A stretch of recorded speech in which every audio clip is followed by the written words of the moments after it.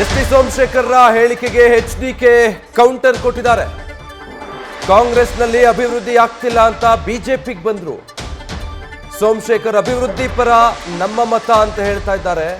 ಸೋಮಶೇಖರ್ ಸಚಿವರಾಗಿ ಕ್ಷೇತ್ರದ ಅಭಿವೃದ್ಧಿ ಮಾಡಿಲ್ಲ, ಕ್ಷೇತ್ರ ಬಿಟ್ಟು ಅವರನ್ನ ಮಾತ್ರ ಅಭಿವೃದ್ಧಿ ಮಾಡಿಕೊಂಡಿದ್ದಾರೆ.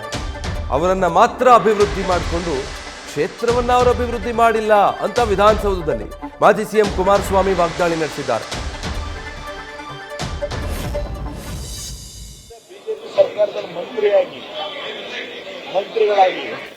ಹಾಗೆ ಅಭಿವೃದ್ಧಿ ಮಾಡಲಿಕ್ಕಿದ್ರು ಮಂತ್ರಿಗಳಾಗಿ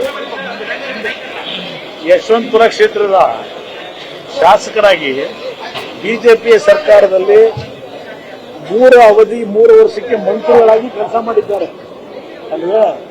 ಅವರು ಬಿಜೆಪಿಗೆ ಹೋಗಬೇಕಾದ್ರೂ ಕಾರಣ ಕೊಟ್ಟಿದ್ದು ಕಾಂಗ್ರೆಸ್ನಿಂದ ನಮಗೆ ಅಭಿವೃದ್ಧಿ ಆಗ್ತಾ ಇಲ್ಲ, ಅದಕ್ಕೋಸ್ಕರ ಬಿಜೆಪಿ ಸೇರ್ತಾ ಇದ್ದೇನೆ, ನಮ್ಮ ಕ್ಷೇತ್ರದ ಅಭಿವೃದ್ಧಿಗೆ ಅಂತ ಹೇಳಿದ್ರಲ್ವೇ.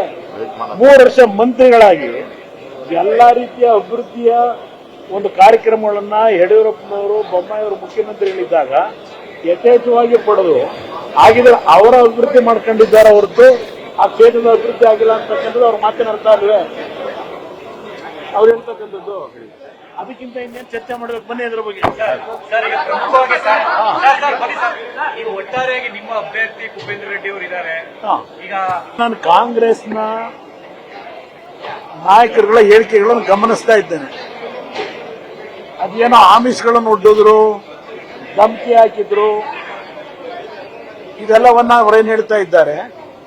ಆಮಿಷ ಒಡ್ತಕ್ಕಂಥದ್ದು, ಧಮಕಿ ಹಾಕ್ತಕ್ಕಂಥದ್ದು ಕಾಂಗ್ರೆಸ್ನ ಸಂಸ್ಕೃತಿ. ಅದರಲ್ಲೂ ಇರ್ತಕ್ಕಂಥ ಈಗಿನ ಹೇಳಿಕೆ ಕೊಡ್ತಕ್ಕಂಥವ್ರ ಸಂಸ್ಕೃತಿ ಅದರಿಂದ ಬಂದಿದ್ದಾರೆ. ಈ ಸರ್ಕಾರ ರಚನೆ ಆದ ದಿನದಿಂದ ಜೆಡಿಎಸ್ನಿಂದ 12 ಜನ 13 ಜನ ಶಾಸಕರು ಈಗಾಗಲೇ ಕಾಂಗ್ರೆಸ್ಗೆ ಬರಲಿಕ್ಕೆ ತಯಾರು ಮಾಡ್ಕೊಂಡಿದ್ದೇವೆ. ಅವರೆಲ್ಲರೂ ತುದಿಗಾಲಲ್ಲಿ ನಿಂತಿದ್ದಾರೆ ಅಂತಕ್ಕಂಥದ್ದು ಕಳೆದ 10 ತಿಂಗಳಿಂದ ನಿರಂತರವಾಗಿ ನನ್ನ ಪಕ್ಷದ ಶಾಸಕರ ಪ್ರಾಮಾಣಿಕತೆ ನಿಷ್ಕ್ರಿಯ ಬಗ್ಗೆ ಚರ್ಚೆಯನ್ನು ಮಾಡ್ತಾ ಇದ್ರು. 13 ಜನ ಈಗಾಗಲೇ ಕಾಂಗ್ರೆಸ್ ಬಿಜೆಪಿ ಬಿಟ್ಟು ಕಾಂಗ್ರೆಸ್ಗೆ ತಯಾರಾಗಿದ್ದಾರೆ.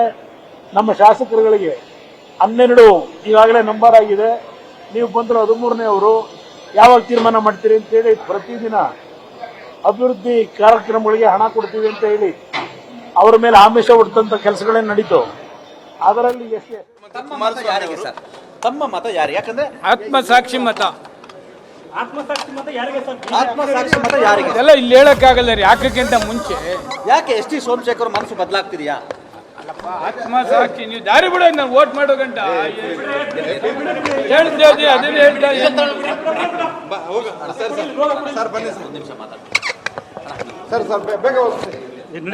ಮುಂಚೆ ನೋಡಿ ಮುಂದಕ್ಕೆ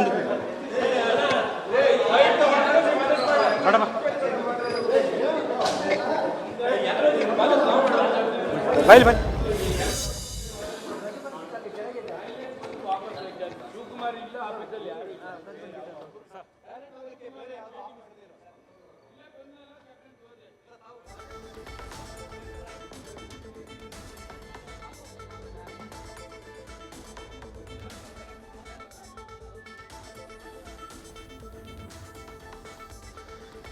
ಸೊ ಎಸ್.ಟಿ. ಸೋಮಶೇಖರ್ ಅವರ ಪ್ರತಿಕ್ರಿಯೆ ಹೆಂಗಿತ್ತು ಅನ್ನೋದನ್ನ ನೋಡ್ತಾ ಇದ್ರಿ. ಸೊ ನಿಮ್ಮ ಮತ ಯಾರಿಗೆ ಅಂದ್ರೆ ಆತ್ಮಸಾಕ್ಷಿಯ ಮತ, ನಾನು ಆತ್ಮಸಾಕ್ಷಿಯ ಮತ ಹಾಕ್ತೀನಿ ಅಂತ ಹೇಳಿದ್ರು.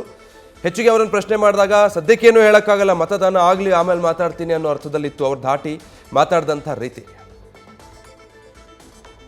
ಮತ ಹಾಕ್ತೀನಿ ಯಾರಿಗೆ ಅಂತ ಅಲ್ಲಿ ಹೋದ್ಮೇಲೆ ಡಿಸೈಡ್ ಮಾಡಿ. ಸರ್, ಈಗ ಕುಮಾರಸ್ವಾಮಿ ಅವರು ಅಸಮಾಧಾನಗೊಂಡಿದ್ದಾರೆ ನಿಮ್ಮ ಮೇಲೆ.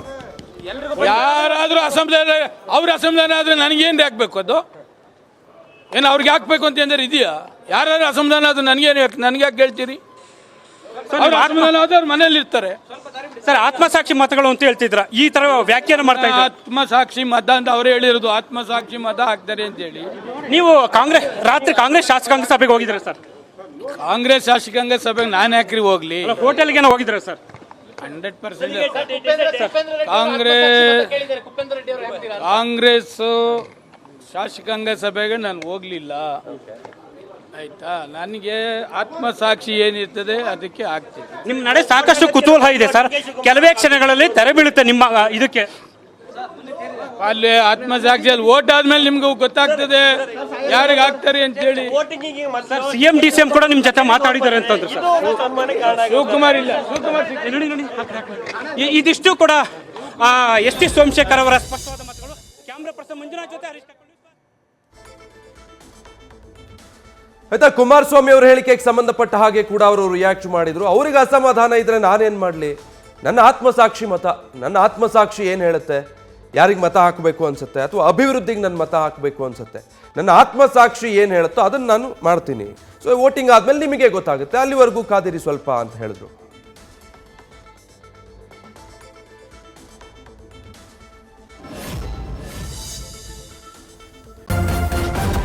ನ್ಯೂಸ್ ಫಸ್ಟ್ ನಿರ್ಭೀತಿಯಿಂದ ನಿಮ್ಮ ಪರವಾಗಿ.